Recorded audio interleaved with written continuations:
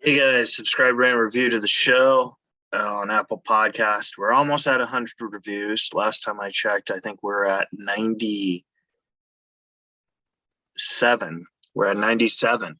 So we got to get those 3 more reviews. That would really help to do that. Follow the show on the social media at Reza Riffs and all that jazz. Alan Lee will not be here today. It's kind of hard for him to do the show when the interviews we do so early because of his day job. But I'm here, and that's all that matters. You could book me on Cameo right now, holidays.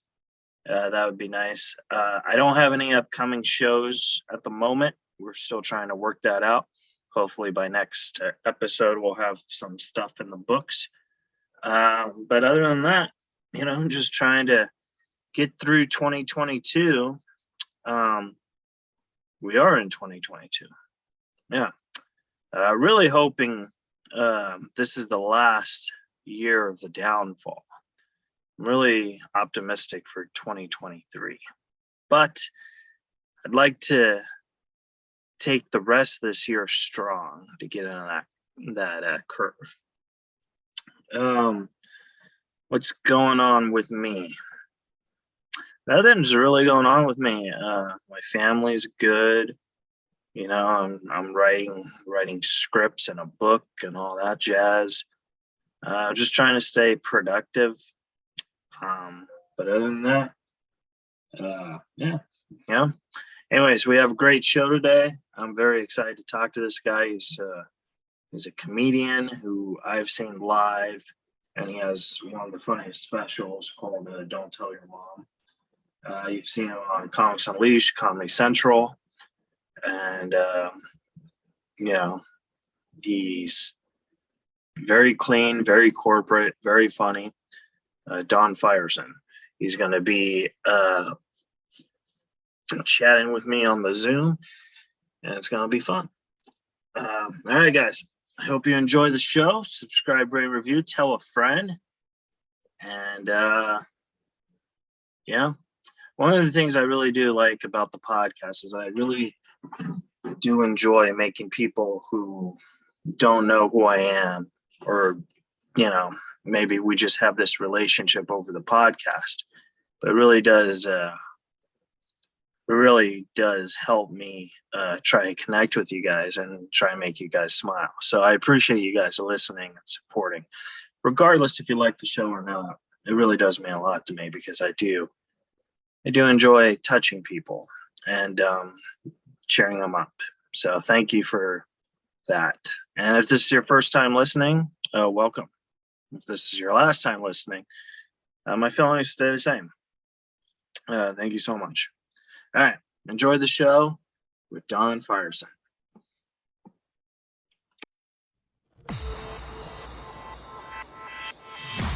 You're listening to Reza Riffs with Keith Reza and Alan Lee, right here on LA Talk Radio.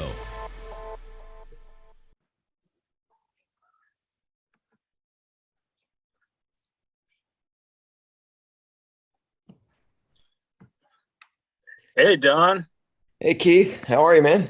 Doing good. How are you, pal? All right. Yeah? Oh my God, you have more hair than I do. I don't say that very often. Yeah, I know, right?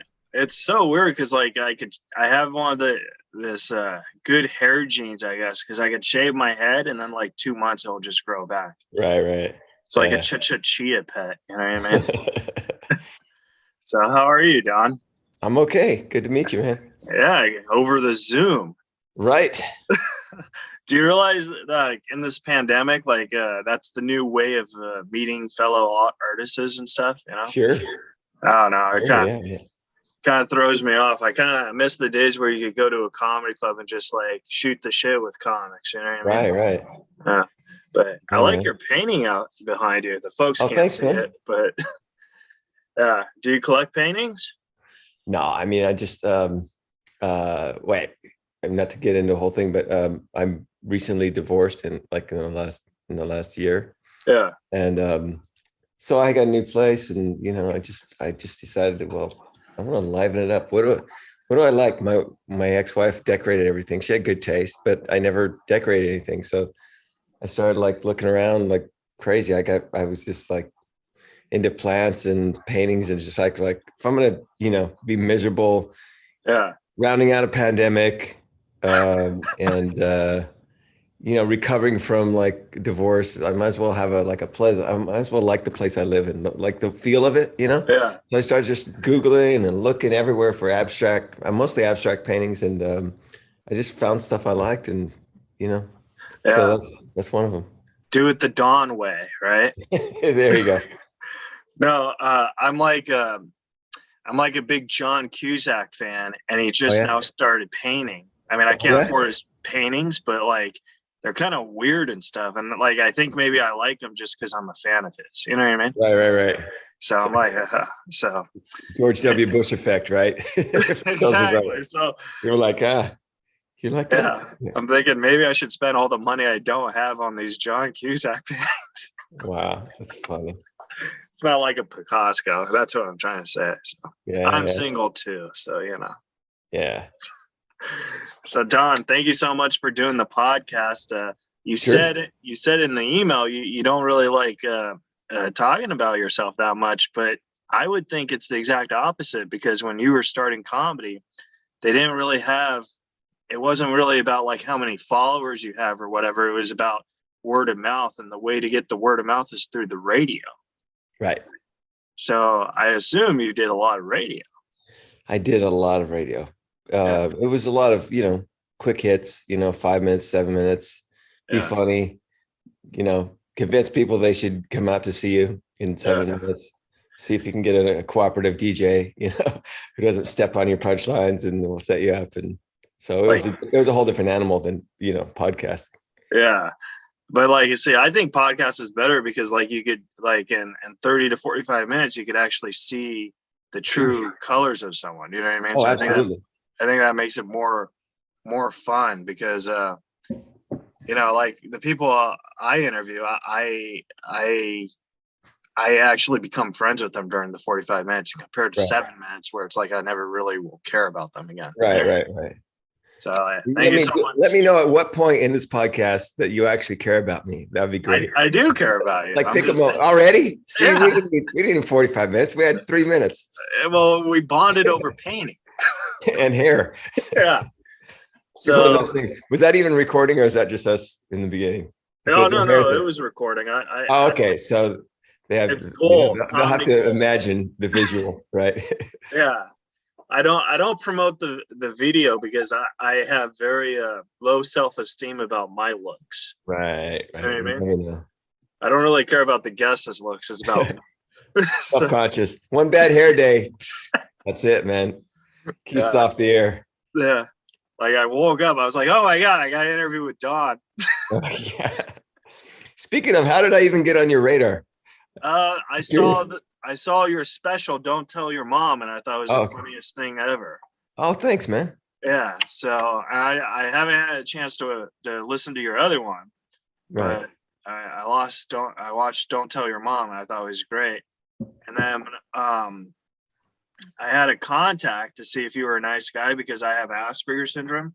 Right. So like I don't like to like I don't know how to read people. So I asked my contact, I was like, hey, is Don a nice guy? And he's like, Don's a great guy. I was like, you think I should write him to do the podcast? He's like, well, I don't know if he'll say yes or not, but he'll definitely, if he says no, he'll be nice enough. I was like, all right, that's cool. Oh, thanks, man. Yeah. Cool. So, and then we were Facebook friends, so I figured I might as well give it a shot. Sure. Well, thank you. That's the beauty about social media is you don't know who you're friends with. Like right. I was like, holy Lord, I'm already friends with him. Yeah. Yeah, right. I got one card. I don't know, but yeah. So thank you so much for saying yes. That really does mean a lot to me. Oh, of course. Yeah. So when you started, how was that like? Because you went to USC and you did improv for a while, right? Stand up. So like how did that go? Like, what changed your mind to go from improv to stand up? Well, I graduated, and I tried to bring the group with me into Hollywood. It was it was a college group, but I had started it and spearheaded it, and he was directing and writing most of the sketches. So I thought, well, I'll just, maybe we can keep most of this group, performing at bars and clubs, restaurants, whatever. Yeah. So that was the initial plan. And there was some interest in some of the group members, but it just never, I was just out of college and totally in debt, and I was bankrupt, and, I just didn't have the time and energy. I was just trying to stay afloat, and I just didn't have the energy to start a whole new group like I thought I did. And so I thought, well, I need to perform now that I've, fallen in love with this. What can I do? And the idea of stand-up, fascinates me, but it always scared me because I was very, I'm kind of an introvert, to be honest, Right. by nature, and just stage fright and all that. But I just, I thought, well, let me just grab Backstage West was the actors, and somebody told me, you could find open mic listings in the Backstage West. So I'd pull it out and I'd scan through there, find open mics, and just started trying stand up, sucked at that for a couple of years and kind of tried on a bunch of different personas and timings and personalities, and, eventually kind of figured it out. Now you're a very clean comedian, and by that I mean you don't do drugs, but your humor is pretty. It's like family friendly.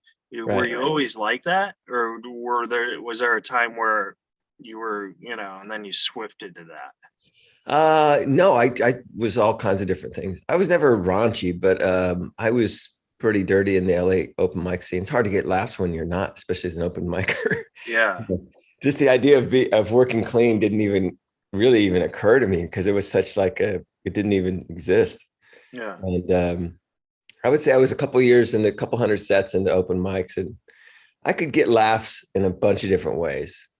I was never the guy who killed, but I was like solid in, as an impressionist, or I flirted with like a Woody Allen phase, kind of, Dennis Miller kind of phase, all that. Yeah. But nothing really set me apart or made me feel like I'm really good at this. And then I saw Brian Regan's special, something about that Regan boy. I think that was the one. Yeah.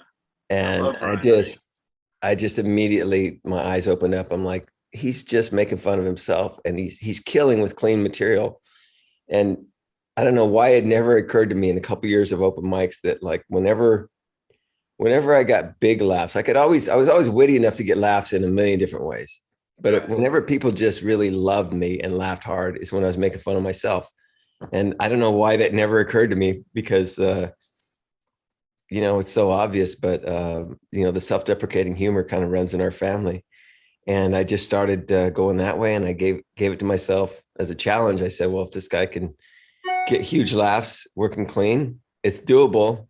Yeah. And something about the harder a challenge is, the more it motivates me. Right. So I we can do this the easy way. I'm like, oh no, the hard way. We're doing this the hard way. Well, also, because a lot of comics don't realize that, but there's more money for like clean comics than there is for, what I mean? Right. And I feel like if you go to like shows or open mics or whatever, and you see comics who like try and take other people's material, they just want to do it just for the experience and not necessarily about the business plan. What I mean? Right. So, but I get that. I interviewed Brian Regan, actually. And really? He's the nicest guy. And my dad said, if you could get him to curse on your podcast, I'll give you $200. So like I tried for 45 minutes just to get him to curse. It didn't happen. Then after the podcast, the guy just starts cursing like a well horse. I was like, right. wait till I'm home with the kids. That's when I save it. By the way, if there's any money on the line, let me know and I'll curse for you. But well, I mean, your dad call. Maybe you can make some scratch. Well, I'll Venmo you half of it for sure. You're like, Don, who? What? No. Fuck him. But no, I actually did do a little improv too at the Groundlings, but I found that I fell more in love with stand-up because at the time I was doing stand-up and improv. I was just trying to like work a different skill, and I felt like it wasn't my cup of tea, you know. You got real quiet all of a sudden. I don't know why. Oh, did I? Yeah. In that last sentence, you tailed off like the volume. I didn't know if it was this Oh no, I said mic it thing wasn't or my if it was cup of wasn't my cup of tea. Oh, okay. Yeah. Now I can hear you again. Sorry. No worries. Maybe I had a hiccup or something. Yeah. But yeah, so like so then you did that, and then you started doing stand-up. When did you officially start hitting the road? Because you've always been a road comic and not just one of those guys who just has their spot, you know? Yeah. January 95. 95. I just quit the job and just went on the road full time. Did you go on as a headliner immediately, or did you No, go? I was a feature. But what happened is in the course of time, I was doing open mics in LA. Little by little, I pieced together like a really solid half hour, or I thought really solid at the time. So I taped it. We put together a showcase. A couple of friends of mine and we all, sprung for a comedy club, taped 30-minute sets. I sent it out everywhere on the road. So I kind of jumped in as a feature on the road. And in the Midwest, they were a lot more, open-minded to, somebody from LA than they were out in the West Coast. So it was a lot easier to get started as a feature in the Midwest. Yeah. So hop in my Chevy Nova, drive to the Midwest and spend a couple weeks going club to club to club to one night a run to whatever I could get. Now, was there somebody that you toured with that you opened for, or was it a whole bunch of different guys? It's somebody different every week. Yeah. Yeah. So I think I should have started like that, because I just stayed with 2 or 3 people. You know what I mean? Right. And then both those guys are dead now. So it's like, great. Jeez. Wow, that's not good. Yeah. So like you do to them? Oh well. Actually, I shouldn't say that's probably. No, I mean I toured with Norm Macdonald for 8 years. Oh wow. Yeah, and I was just starting to tour with Saget, so it was kind of like, oh great. So now I have no idea how to get other work because all my friends are dying. You know what I mean? Oh yeah. So sorry, man. Yeah. I mean, it happens to everyone. Yeah. But so like that's what I guess I need to start. So like, what are your advice on that? Like, especially like this is now, like I said, times have changed. It's not word of mouth. It's about how many tickets you could sell and all that stuff, especially with COVID. You know what I mean? Like, right. I don't know, man. What are you looking to do? This is not an easy question. I just want to make people laugh. I know, but do you want to like, feature? Do you want a headline? Do you want where are you at in your career arc and aspirations and all that? Well, I do have an hour special, but I don't think I'm a headliner. I think I'm a strong feature, and I hate comics who say like, oh, I haven't, like, because when you try and get spots to say, oh, I have an hour, to me that's probably like you only maybe have 30 minutes. Right. Oh, I have 30 minutes. You probably only have 15. Right. You know what I mean? Right. Sure. So when I say I have an hour, I do have an hour, but I only feel 45 minutes of it is good. Right. So like I feel maybe I need like 2 or 3 more years of strong featuring before I could say, oh, I actually have an hour. Yeah. Does that make sense? Yeah. No, absolutely. I don't know. It's so, I mean, I've been on the road. I don't even hate to say how long I've been on the road, but 95, you can do the math, 27 years. Yeah. It's a lot different, a lot different on the road, environment, you get stronger, though. Getting feature work than it was when I last pursued feature work. Yeah. But it's hard getting headlining work though, right? Yeah, I guess. I mean, it is. I'm pretty fortunate. I get quite a bit. I still would like more, and I would like it to come to me a little easier and not have to follow up as much and all that. After all these years, I'm like, I just want to pick up the phone and say, what you got? Exactly. Yeah. Which I can with some people. Yeah. But not as many as I want. It's still a little more work than I would like at this stage of my career. But I fill my calendar with a mix of things, but it is hard to get work. Mostly it's, when you're in with somebody for years and you always do a good job, you just can keep coming back, so it builds up over time. Yeah. You just hope clubs don't close or. Yeah, and then that's another thing. The pandemic, a lot of clubs that they did close. You know what I mean? Yeah. So it's like, holy Lord, this is not good. Yeah. I realized it was a pandemic once 3 clubs closed. I was like, oh, I don't think they're gonna reopen. Right.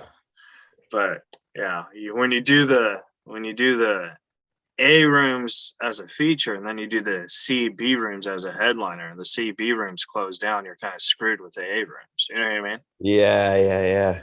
So yeah, but, it's hard to know what to hold out for and what to settle for.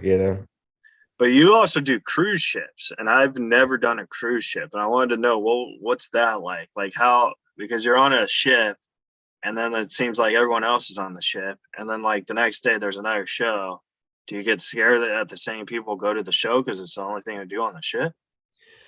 No, you don't do the same show on different nights. That's the one thing. If you repeat a show, it's like a set of 2 shows in one night. Right. But if they have you on multiple nights, then you're having to split your material.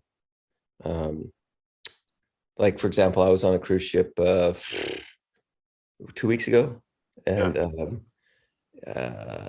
I think I did 45 minutes on the first show, the first night, and then I did 35 minutes on the second night. It was 2 different sets of material. Yeah. So, do you ever wonder what happened to the comedian who was performing on the Titanic? Yeah, went down with the ship, huh? Nice. I don't know. I don't even know if they had like a probably making fun of it in real time. Yeah. But Too soon? We haven't even crashed yet. I'm literally clinging to an iceberg. So how long? But you also did the San Francisco Funniest Person contest, which you won, and then you won it again, being one of the only people to ever do that. Like, how do you pull that off? I don't know. Just attrition. Just too stupid to not do it twice, I guess. Yeah. I kind of went back. Honestly, I wasn't intending to go back after I had won it. Years later, the booker of the competition had a fallout and was asking for recommendations.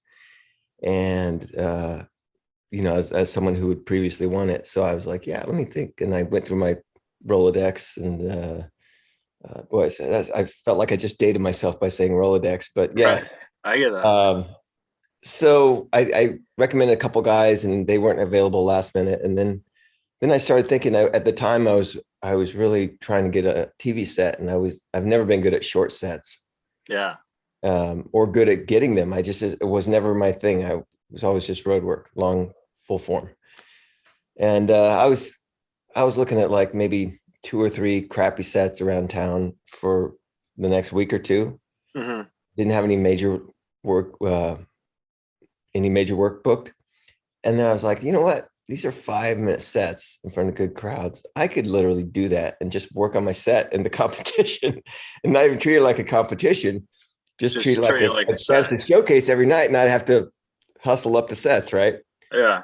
So I said, well, if you want, I don't know what the rules are about going back. I know I already won it, but I could do it if you. And he's like, okay, yeah, why not? So I went back and everything I learned from previous competitions, I threw out the window in terms of like how I would approach. I was just working on my set, right. Live or die with it. I was going to treat it like a TV set prep, and I started winning. I was like winning every night. And after the first week, I usually struggled in previous year competitions. I struggled in the first week and got better as this time got longer.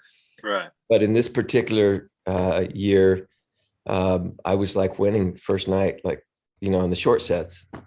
And I just ran away with it. So, and then I stayed the second week, and it's the same thing happened. I was like, I won almost every single night I won.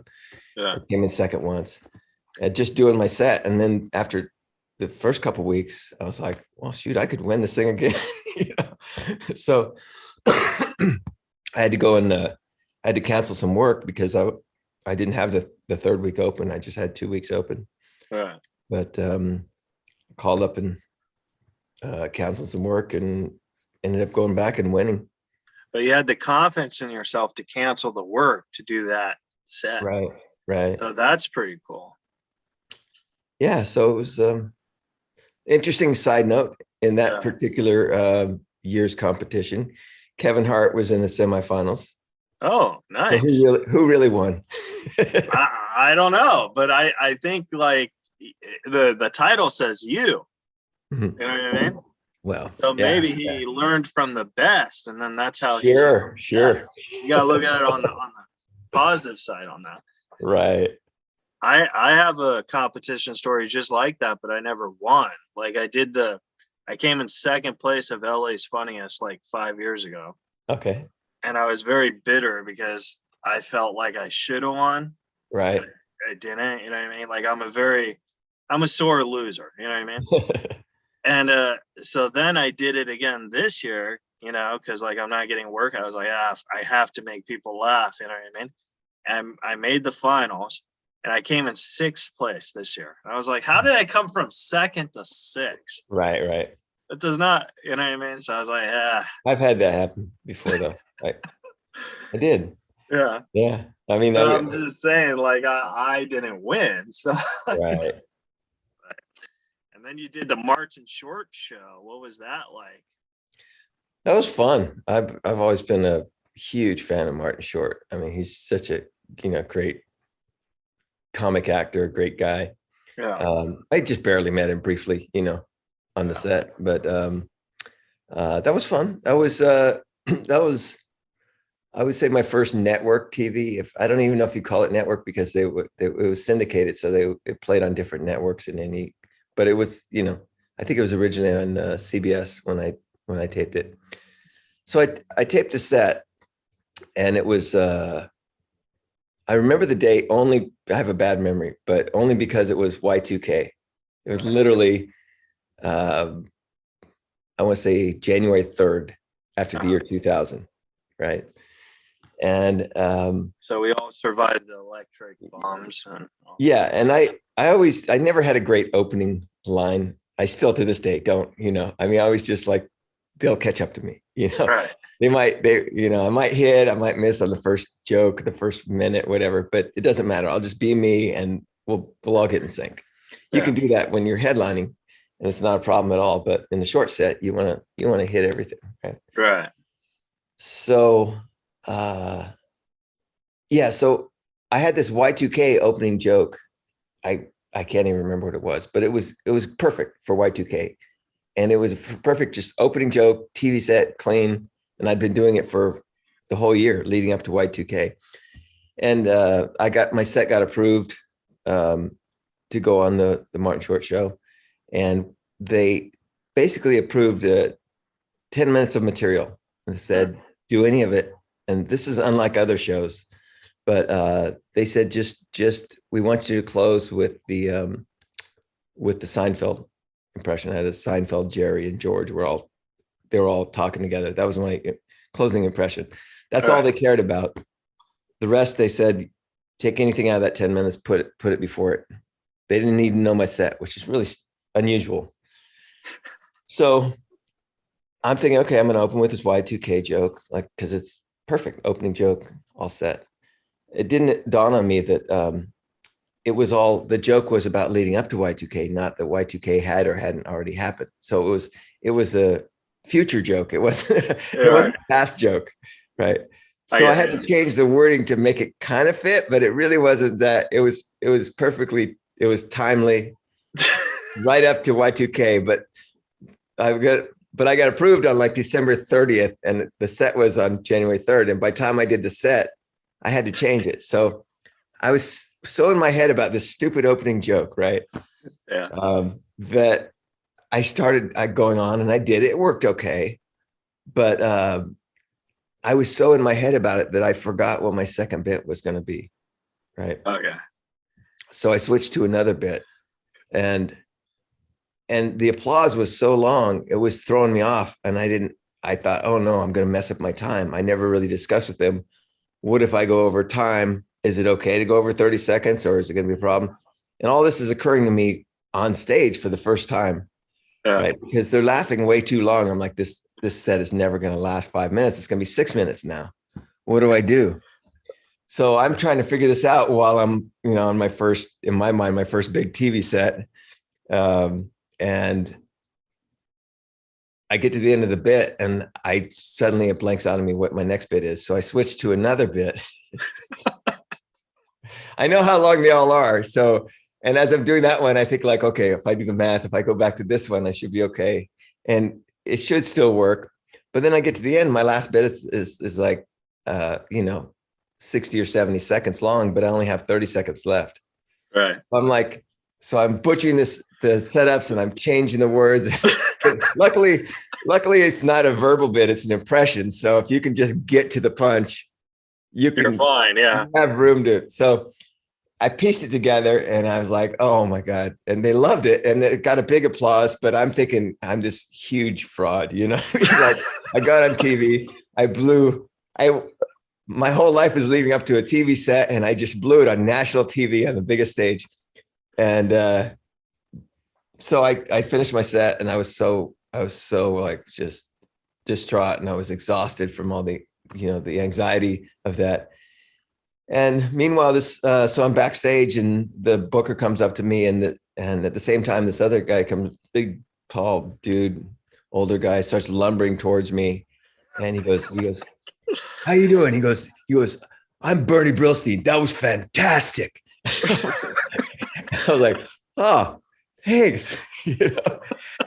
And luckily at that point in my career, I had already learned that like, don't apologize. Don't say you did shitty, Right. Don't just say thank you, even though that I thought I was a horrible set, Yeah.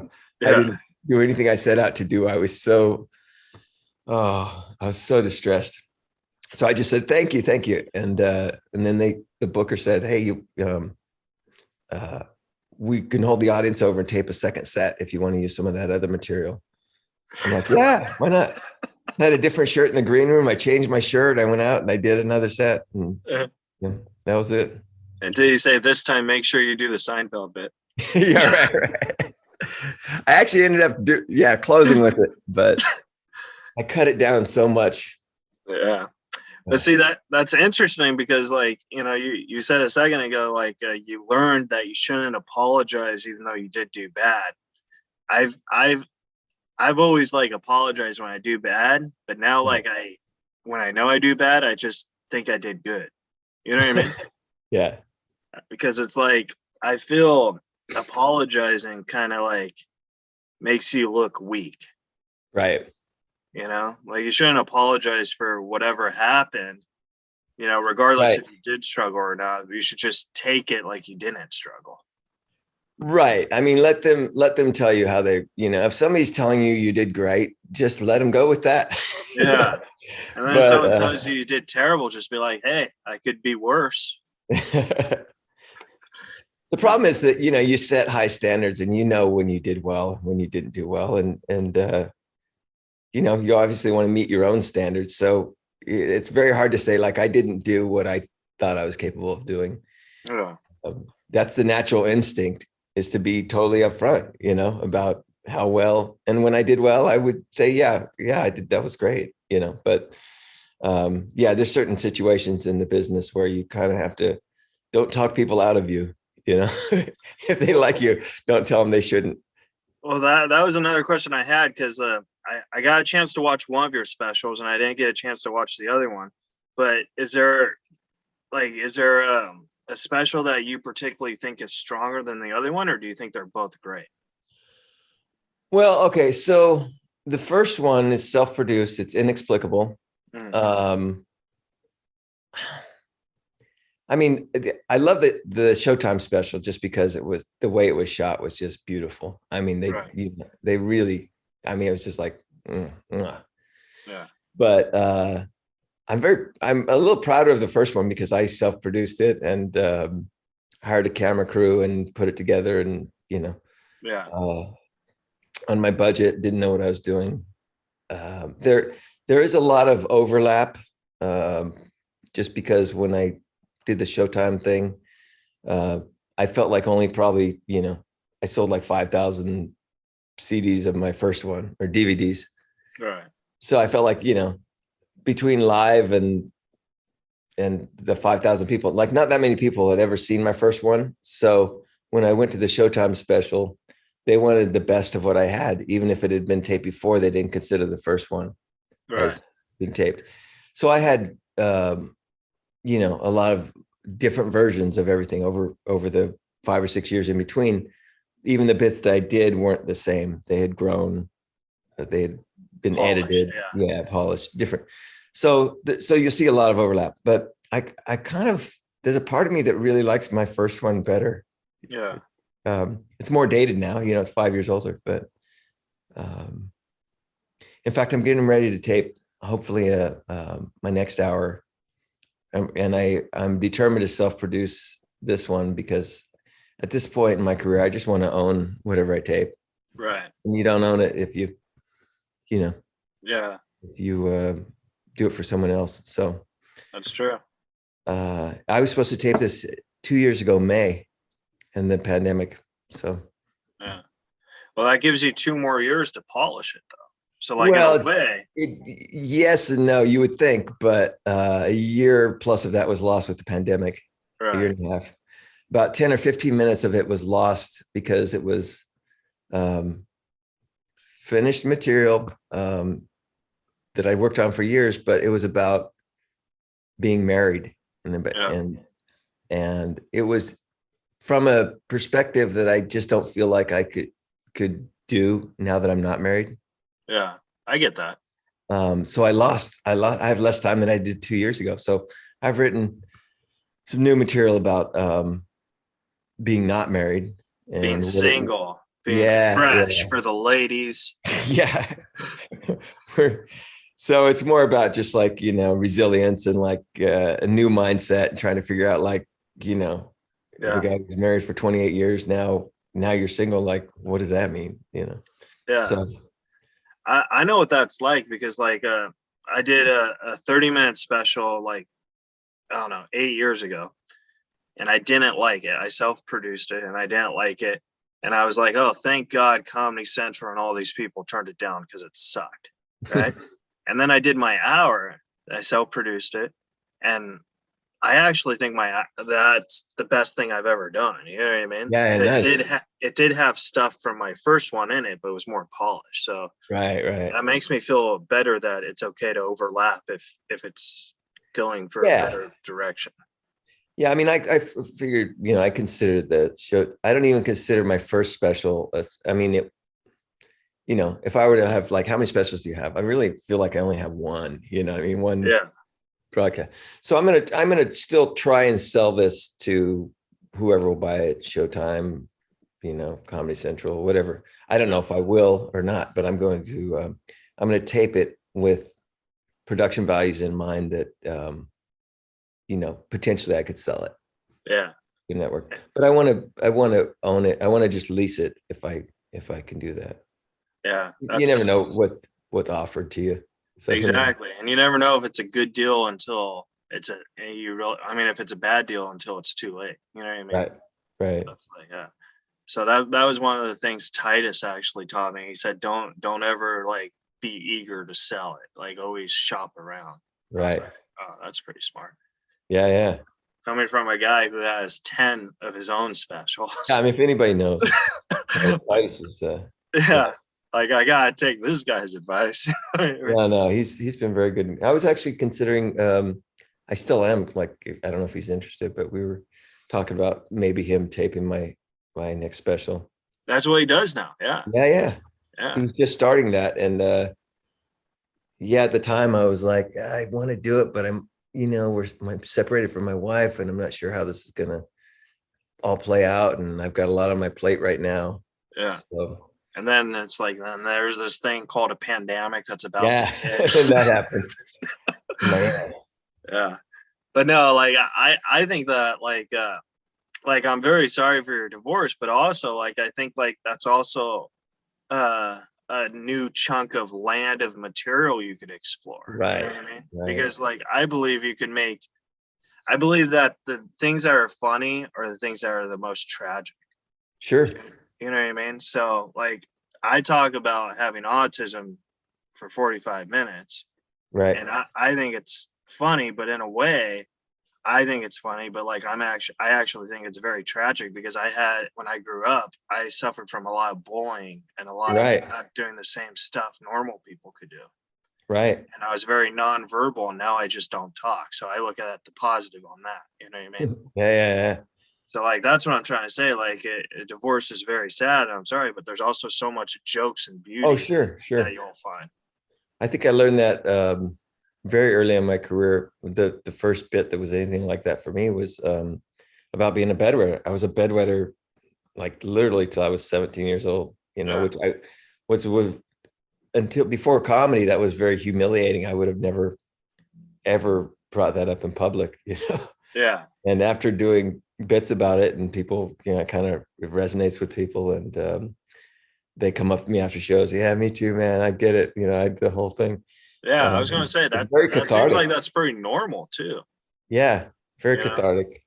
So. And then the last question I had for you is, when you did Comics Unleashed, was it very leashed for you, or in terms of like the material, like like with the March and Short, they told you had to do this certain amount.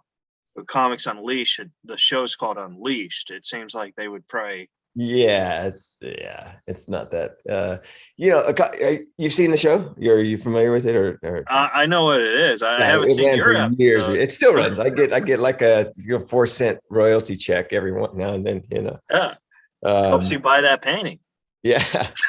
So, yeah, I mean, it was basically Byron Allen hosts it, and they ask you like, what do you want me to lead you into?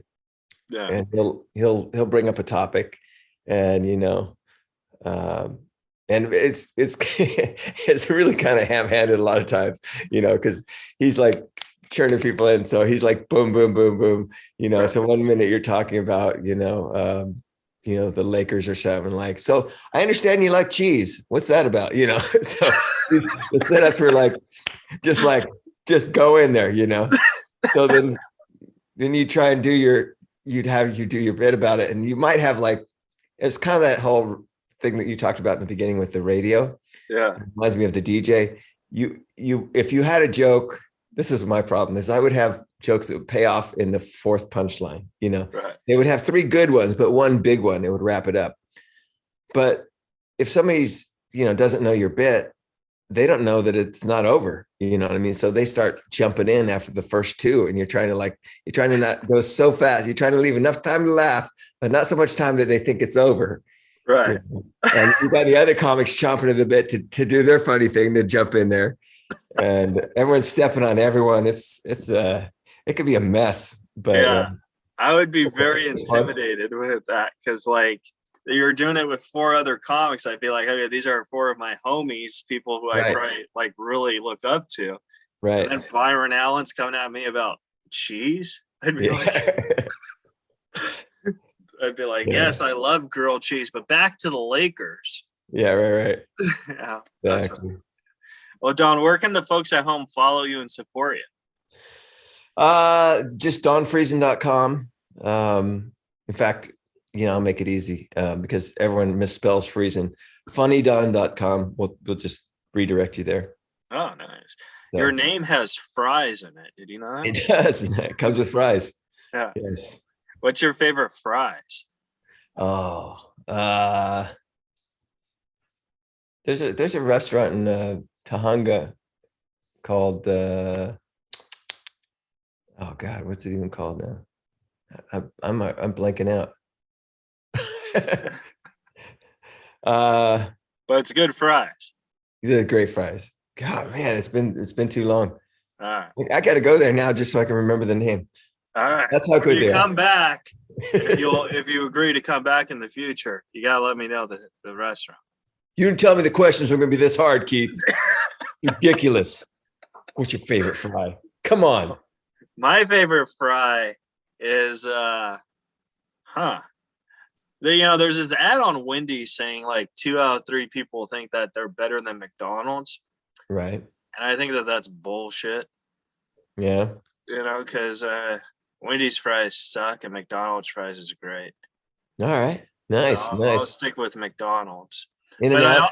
Not I bad. also feel McDonald's hamburgers are disgusting. So like, it's very hard to find like a good, like I have this theory that like say In-N-Out has the best burgers, but they have the worst fries.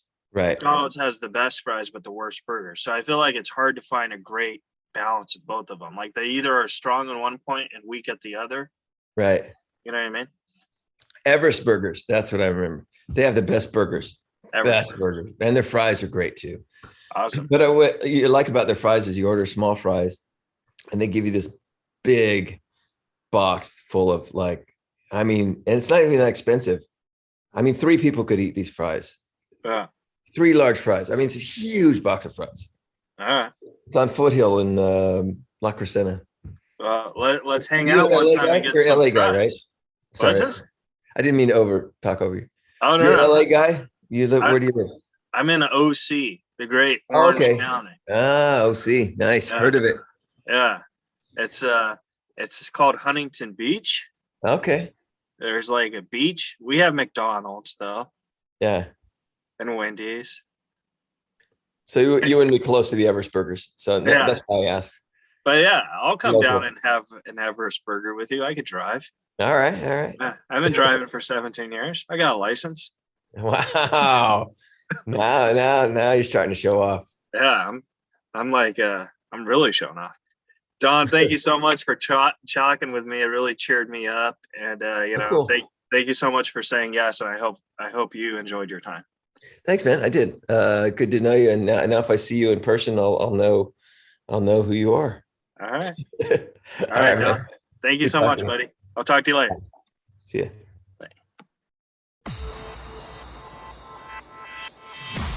You're listening to Reza Riffs with Keith Reza and Alan Lee, right here on LA Talk Radio.